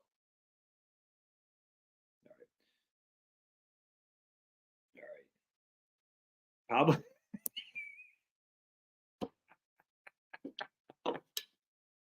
That's true. Oh man, that is so true. He says 2 things that are true and builds his entire channel about that. Yeah, I don't know. I just Carl sent me a couple of videos on I not like, but I don't watch this stuff that much. Did you see where Biden may not be on because the time they held the convention is too late to be certified by Ohio law? That'd be sweet. But then the DOJ is going to come down like stink on crap on the Ohio election electors. They're going to put them in jail. You see what's going on in Arizona? I mean, it's like, dude, you freaking people, man. Hillary Clinton was saying this whole thing is so stupid. That's just why I don't expect big things when Trump gets back in. Let me just put it this way. I don't expect much. You know what I'm saying? Because A, the president doesn't have that much power. B, I have a sneaky suspicion we could be disappointed. I don't. We'll see. I'm hoping, but I'm not expecting. Look, I'm from Maine. All right. I grew up in the 70s and 80s watching Boston sports, and I didn't like the Celtics. So the Bees, the Sox, and the Pats all suck donkey balls. Anytime they went to the Stanley Cup finals, they lost. Or anytime they went to the Super Bowl against the Bears, they lost. Anytime they went to the World Series, they lost. All right. So and then in the 70s, no one did anything. You know what I'm saying? I mean, the Bees, they did, but that was before my time. But anyway, so in the 80s when I grew up, I said, no, you can be hopeful, but you got to be cautiously pessimistic in everything you do. So for me, I'm like, if Trump gets in, that'd be great just to stop the insanity. But do I expect a lot of change? No, I don't at all. I would love for it to happen, but I don't expect it. And in fact, I think the Democrats are probably going to retain the House or get the House back. I do, because of gerrymandering. And I don't think that there has been enough in terms of making sure the ballots are going to be fair. I just don't. And as such, it doesn't need much. I mean, look, California's got how many 54 congressmen? You see what I'm saying? They gerrymander that to basically put Republicans have like 7 and the rest will go to California. There's no Republican congressman. There's only like 3 Republicans in the state of Massachusetts, and that's a relatively big state. New York, gerrymandered, Democratic governor, Democratic legislature. You see what I'm saying? Minnesota, Wisconsin, Pennsylvania. I mean, I'm not expecting big things. I'm just not. So hope for the best, but don't expect it. Yeah, Steve Grogan, dude. Yep, Steve Nelson, Steve Grogan, Mosi Tatupu, Russ Francis, John Hanna. Those are all white guys. How dare I? Raymond Claiborne, Stanley Morgan. What's the guy who's got crippled? Darryl Stingley. Your Bees beat the Cubs 17-0. See, that's what I don't like about baseball now. Signing, yeah, well, I agree. Because executive orders, yeah, 100%. That's what he'll be able to do, 100%. But then it goes away. Absolutely. Exactly. California can do it, but mail-in voting, yeah. But California, but Alabama, yes. Now let's see. I mean, I'm hoping for it. Sophia, we're already 2 hours in. Already 2 hours in. Sophia's like, I'm here now, everybody. Tell me what you talked about an hour and a half ago, says Sophia. Biden's trying to get rid of capital gains, raise capital gain taxes on wealthy people, get rid of step-up basis, and then and the other thing was capital gains, step-up basis. I think that's all I can think. I'm voting for Trump because, I mean, I got to. I mean, I'll never vote for a Democrat ever. The question is, after Trump, will I ever vote for another Republican? That's the question. Yeah, I didn't like that so much. I didn't like that at all, actually. Oh, look, Sophia. Sophia C. Plant says, "Hi, good-looking lady. Look, we're making friends here. We're making friends." Oh, boy. Carl's got some snarky thing to say. Carl, jeez. All right, I'm gonna get out of here, my friends. I'll see you. Yeah, exactly. See, but you gotta 100%. And like Georgia, I think is gonna be tight, but primaries are the bigger deal. 100%. Absolutely. I mean, you just got to vote for the anti-establishment people every single time. If they're an incumbent, you got to vote against them. That's all there is to it. I had no party before Trump, but look forward to going back after. Yeah, Republicans go 100%. I'm not going back to. Either me, William. If they go back to Karl Rove, Mitt Romney, I'm done with them. I mean, I'm literally will be done with it for sure, and they will ultimately because they're going to control things. They're going to bide their time because Republicans are part of the uniparty. They're good at biding their time. The Republican Party is owned and operated alongside the Democrats. That's just a fact. So, we'll see. All right, I'm gonna get out of here, my friends. God bless. See ya. Appreciate y'all being here. Peace.